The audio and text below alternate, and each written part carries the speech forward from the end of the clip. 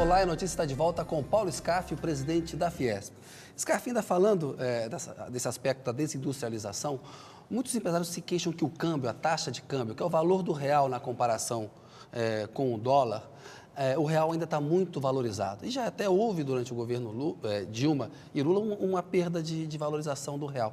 Eu pergunto para o senhor, qual que deveria ser a taxa de câmbio ideal para o Brasil hoje, ter as suas exportações bem competitivas, para a indústria ter um valor que fosse bom para ela? Nós temos alguns estudos que mostram que a relação hoje cambial do dólar com o real deveria estar defasada uns 20%. Hoje está mais ou menos $1 para R$2. Um dólar para R$2, que o correto seria estar $1 para R$2,40, R$2,35, R$2,40. Porém, nós temos que lembrar que há pouco tempo a relação era $1, R$1,50, R$1,60. Houve uma recuperação, saiu de 1,60, 1,50, 1,60 para 2. Então, eu posso entender que se tivesse feito uma correção total, mesmo que o correto estivesse em 2,30, 2,40, e se nós tivéssemos, o dólar tivesse ido a 2,30, 2,40, poderia dar uma pressão inflacionária importante. Inflação, né? Então, eu imagino que... Está administrando corretamente, então? Está equilibrado. Eu acho que aquele 1,50 e 60 era um erro grave. Ir para 2,40, de repente, não seria também conveniente. Essa recuperada em torno dos dois, ela é equilibrada, porque o câmbio bom não é o câmbio para o exportador, ou para o importador, ou para a indústria, ou para o comércio. O câmbio bom é aquele câmbio justo, que dê equilíbrio na relação das moedas e que seja coerente para o país, para o Brasil. E eu creio que esse câmbio atual, apesar de ainda estar defasado, ele, para este momento, ele tem um certo equilíbrio. Agora, tem que haver uma recuperação nos próximos meses, porque existe uma defasagem. Scarfi, o governo Dilma também implementou uma política de desonerações setoriais, que é reduzir impostos para determinados setores da indústria. Muita gente do mercado financeiro, alguns economistas, criticam esse tipo de política. Dizem que seria muito melhor uma redução de impostos geral, uma regra geral para todos os setores da economia, do que fazer, eu faço para a indústria automobilística agora, eu faço depois para a indústria tal, indústria aqui e acolá. O que você acha dessa política da Dilma? Não há a menor dúvida que o correto seria uma redução da carga tributária de forma horizontal, abrangendo a todos os setores. Até seria mais justo. Não há dúvida que a carga tributária no Brasil, com 37%, 38% do PIB, é uma carga tributária elevadíssima. Sim. Se arrecada mais, como eu já disse, de 1,5 trilhão de reais de impostos por ano. Agora, eu não posso reclamar quando há uma desoneração. Quer dizer, o correto seria uma redução de impostos de forma linear, uma reforma tributária que não só reduzisse impostos, mas reduzisse o custo para a cobrança dos impostos, para a fiscalização, para pagamento dos impostos, enfim, a simplificação. Esse seria o ideal. Por outro lado, enquanto isso não acontece, que nós lutamos para que isso aconteça, reduções de impostos em várias cadeias produtivas sempre são bem-vindas. Agora, vale a pena você reduzir imposto, por exemplo, à indústria automobilística? Matéria recente da imprensa internacional mostrou que o mesmo modelo de carro feito por uma montadora global para o Brasil, para o mercado americano, para o mercado europeu, o carro brasileiro é pior, é mais inseguro. Né? Isso a presidente, o governo não está aí premiando com dinheiro público, porque é uma renúncia fiscal, você deixa de arrecadar setores que entregam um produto ruim? Eu não posso dizer que o carro brasileiro é ruim. Eu acho que nós temos carros bons também produzidos no Brasil. Os testes de batida, o crash test, mostra que o mesmo modelo, ele recebe uma avaliação diferente. Que o carro brasileiro é pior de acordo com aqueles crash tests que acontecem no mercado americano e no mercado latino. Eu não analisei esses testes, particularmente, pontualmente, não sei de que carro nós estamos falando, enfim, mas a realidade é que hoje o Brasil ele tem uma produção enorme e bastante significativa de carros e carros, realmente, a indústria automobilística brasileira avançou bastante. Sempre deve ter muito que melhorar, mas nós estamos vendo montadoras recém-inauguradas. Recentemente, há pouco tempo, fui numa inauguração de uma montadora moderníssima. Nada deve ter melhor do que aquela fábrica que eu estive na inauguração dela há poucas semanas no mundo. Certo? Então, eu acho que o problema não estaria por aí. Quando muitas vezes se reclama, é o preço do automóvel para o consumidor brasileiro. Que nós também temos um preço alto de automóvel. E o preço alto de automóvel passa por uma alta carga tributária e que, no final, eu até defenderia que se reduzisse os impostos para reduzir o preço do automóvel para que realmente as pessoas pudessem comprar um carro a preços mais compatíveis com outras partes do mundo. O que a gente vê muitas vezes é que, ao invés de reduzir o imposto, o governo cria um imposto, que nem foi criado, por exemplo, o imposto aos 30 pontos de IPI nos importados. Então, ao invés de aumentar a nossa competitividade, reduzindo os custos do nosso automóvel, onera ou aumenta o custo do importado. Para sustentar esse preço alto aqui. Ou seja, estão esquecendo uma personagem nessa história, não é? O governo, quando toma uma medida dessa, quer dizer, não reduzindo os custos no Brasil e aumentando o custo da importação para que seja possível sustentar a alta carga tributária que as empresas brasileiras pagam, está esquecendo do consumidor. Claro. Que esse consumidor acaba comprando um carro muito caro. Né? Scarfe, há pouco, no primeiro bloco, o senhor falou da necessidade de um controle maior nas despesas de custeio. O governo Dilma, ele afrouxou, na prática, a meta de superávit primário, que é toda aquela economia que o setor público faz para pagar os juros da dívida pública. Utilizou-se ali do que a imprensa batizou de uma contabilidade criativa, né? Dinheiro do BNDES, lucros da Caixa Econômica Federal para o Tesouro, ou seja, uma contabilidade criativa. Eu pergunto para o senhor, esse tipo de medida que o secretário do Tesouro, Arno Augustin, implementa e com o qual a presidente Dilma e o ministro da Fazenda, Guido Mantega, eles concordam, isso não está destruindo a credibilidade fiscal do Brasil? Eu penso assim... Primeiro que eu já não sou muito a favor de superávit primário. Para mim, tem que ser superávit nominal. Ou seja, o que importa é tudo que você paga. Esse negócio de excluir juros. Os juros é uma das contas pesadíssimas, é a conta de juros. O que se paga de juros ao ano, possivelmente deva ser igual ou superior ao custo de todos os 39 ministérios juntos. Se a gente reclama muitas vezes do custo de um ministério... de todos. Certamente o que se paga de juros deve ser 2 vezes o que se investe na saúde ou na educação. Enfim, se paga um volume enorme de juros. Então, a conta tem que ser toda junta, sabe? Tem que pegar e jogar as despesas todas, inclusive despesa de juros, e aí buscar tem superávit ou não tem superávit. Então, eu acho que a grande mudança deveria ser apagar da mente das pessoas, parar com esse negócio de superávit primário e passarmos a fazer conta de superávit nominal. Ou seja, os juros é uma despesa que tem que ser paga, porque como é feito assim à parte, não dói quando se decide aumentar juros.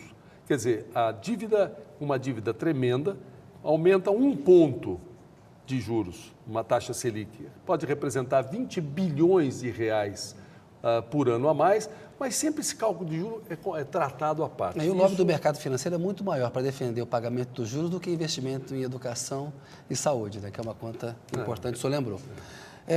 Fechando com o senhor um pouquinho ainda esse bloco aqui de economia, a presidente tem uma proposta de destinar 100% dos royalties da exploração do petróleo para a educação. A gente sabe que isso é muito difícil de passar no Congresso, porque os estados e os municípios querem poder, no seu orçamento, usar esse recurso para outras áreas. O que o senhor acha dessa proposta? O senhor ajudou o governo a aprovar a MP dos Portos, trabalhou, o senhor é um político também afiliado ao PMDB. O senhor acha factível, viável essa proposta dos royalties 100% na educação?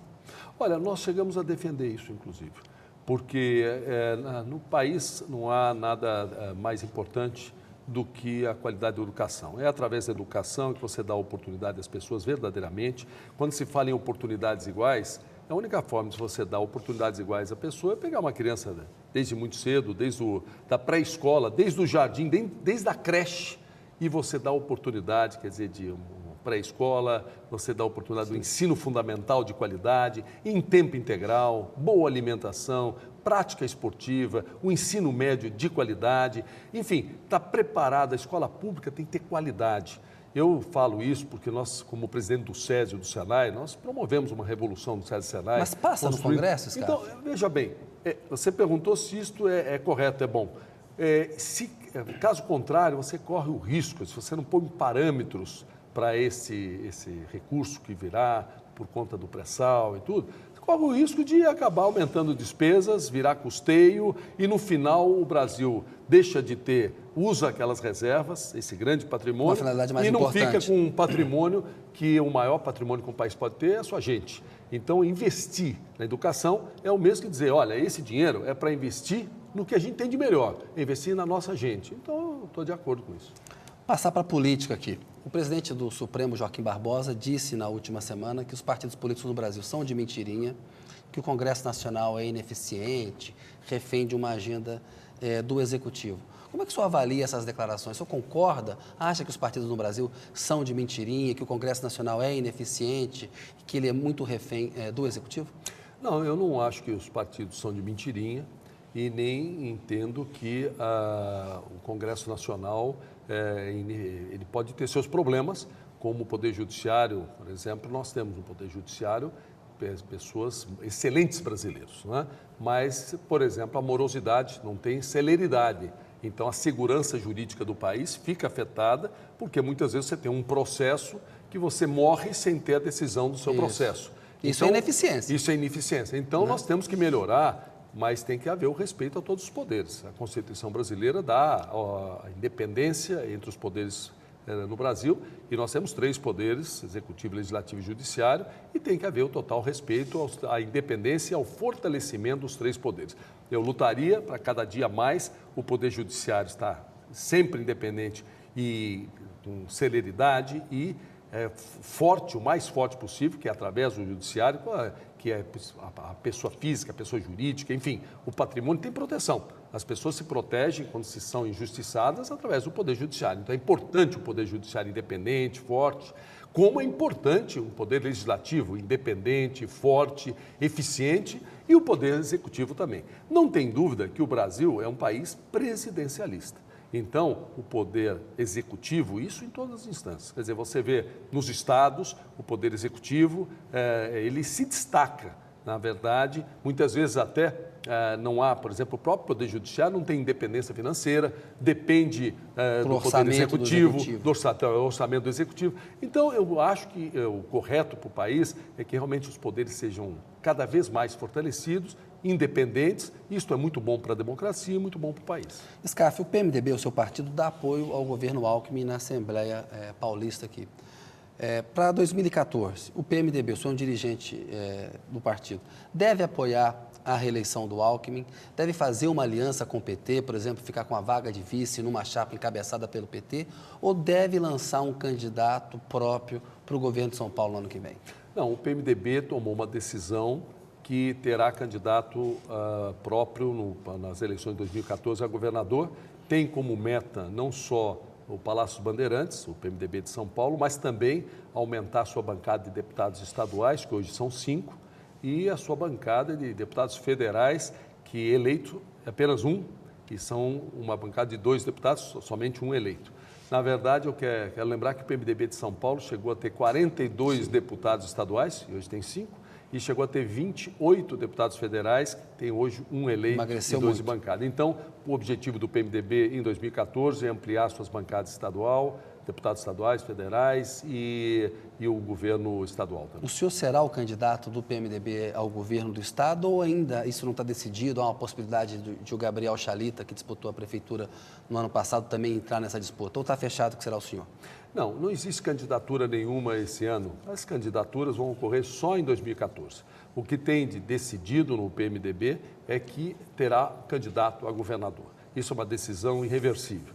Agora, quem é o nome, quem será o candidato, tem 1 ano e meio até as eleições, então não se tem pressa não. O momento certo para essa decisão é no ano 2014 e não em 2013. E que avaliação que o senhor faz do governo Alckmin?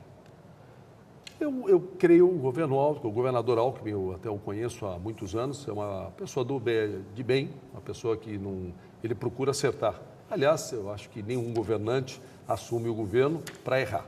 Mas o que eu sinto é que tanto o PSDB como o próprio governador Alckmin estão há muitos anos já no poder.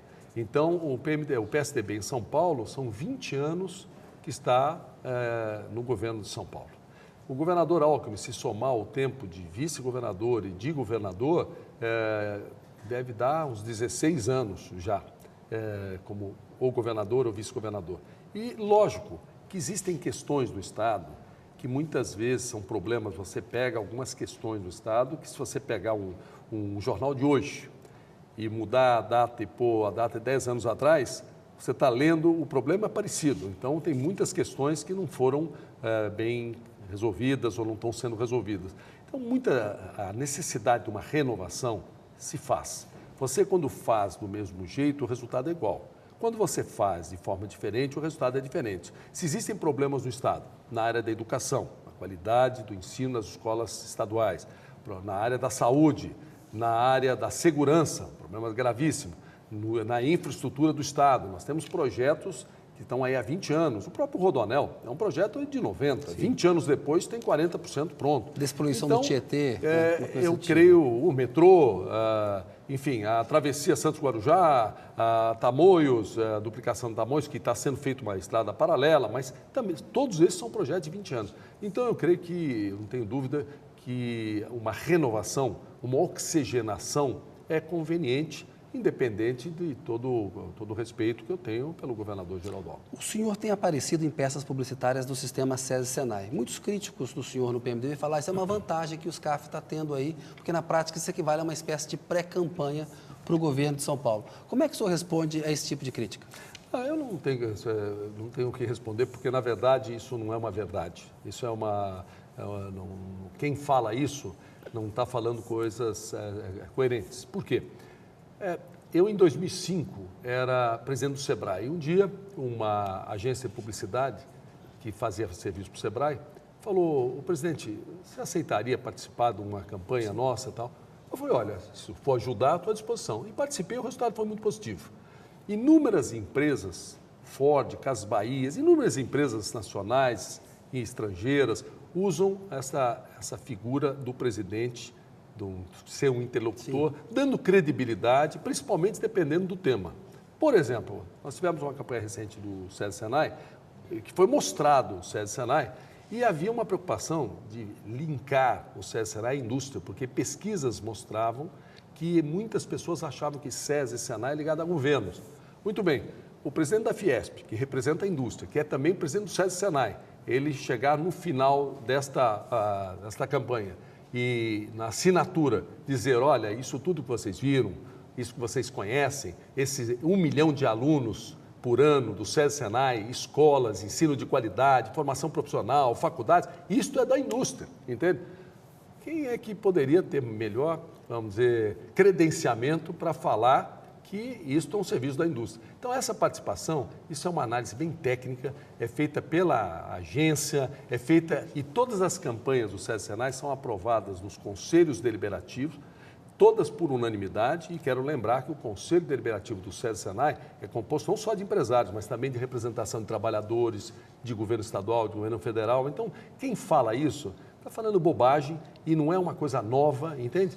E eu quero lembrar que não existe candidaturas nenhuma esse ano. Candidaturas é o ano que vem. E eu estou na plenitude dos meus cargos. Eu tenho que exercer a minha função de presidente da Fiesp, presidente do SESI, presidente do Senai, sem qualquer coisa que venha a prejudicar. Por exemplo, nós temos escolas a inaugurar. Eu não posso ter nenhuma intimidação de inaugurar uma escola, que é uma coisa positiva, tá certo? E porque alguém vai achar, inaugurou uma escola. Isso é pré-campanha. Ora, entendeu? Isso é... SCAF, uma outra coisa. A imagem e a vaidade na política, né? O Zé Dirceu fez lá um implante capilar recentemente. O Lula, na campanha de 2002, fez um tratamento nos dentes. A Dilma mudou o penteado e o Celso Camura cuida do visual dela. Você está me sugerindo uma plástica de nariz? Não. O senhor fez recentemente um implante capilar. Fez isso por razões político-eleitorais? Fez por uma questão mais de vaidade pessoal? Acha importante? Eu acho importante, sim. Na verdade, não é um implante, eu fiz um transplante. Você tira aqui de trás, onde você tem... Com o seu próprio cabelo, um cabelo natural, e transplanta. Foi o Milton Peruso, um médico renomado e muito bom. O Zé Múcio fez, que foi ministro, o Zé Dirceu fez. Na verdade, eu fiz e realmente quero te dizer o seguinte... Sua mulher aprovou? Minha mulher aprovou. Então, o principal e é até isso. Me estimulou, viu, a fazer. Então, na realidade, essas questões pessoais, quando a pessoa se sente bem e quer fazer alguma coisa, não prejudica ninguém. Eu acho que é muito positivo, entende? Seja o homem ou a mulher, no passado, muitas vezes, a mulher tinha um pouco mais de vaidade, assim, pessoal. Hoje, o que eu sinto na parte, vamos dizer, os homens também têm, vamos dizer, esse cuidado com suas visual. aparências. Tá? E não tem Eu dúvida, sou uma pessoa pública, a visão né? pública expõe muito mais e tal. Então, eu estimularia a todos aqueles que pensam em fazer, façam mesmo. Eu, pelo menos, fiquei feliz aí em ter feito, apesar que o resultado meu ainda não está na plenitude, porque eu fiz há pouco tempo. Então, isso deve ocorrer até o final do ano, aí deve ficar do jeito que ficará bem definitivamente. Eu espero que seja bem cabeludo. Tá certo. Pedir licença, senhor, mais um minutinho. A notícia volta daqui a pouco com o Paulo Scarpa.